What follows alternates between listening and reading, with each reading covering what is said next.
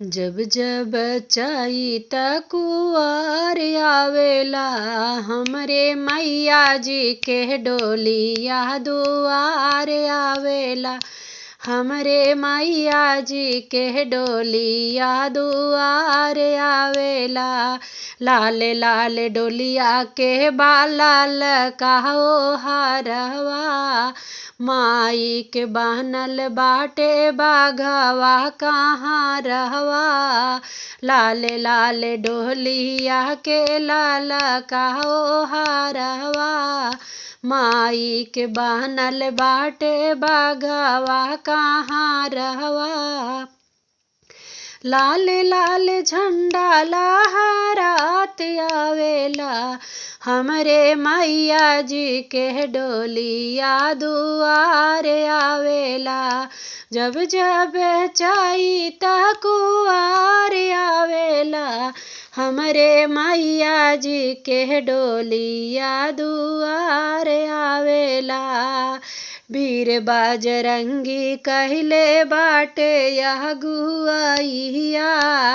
ऋषि मुनि देवे संगे चलेली दुआरिया। नारद के संग मन भावेला। नारद के संग सब मन भावेला। हमरे मैया जी के डोलिया दुआर आवेला। जब जब चैत कुंवर आवेला हमरे मैया जी के डोलिया दुआर आवेला। चावर डोलावे आवे गड़ा राजा डम डम बाजेला। डम डम डम बजावत आवे डमरू भोले बाबा। कान्हा जी के बंसी बजते आवेला हमरे मैया जी के डोलिया दुआर आवेला। चैत कुंवर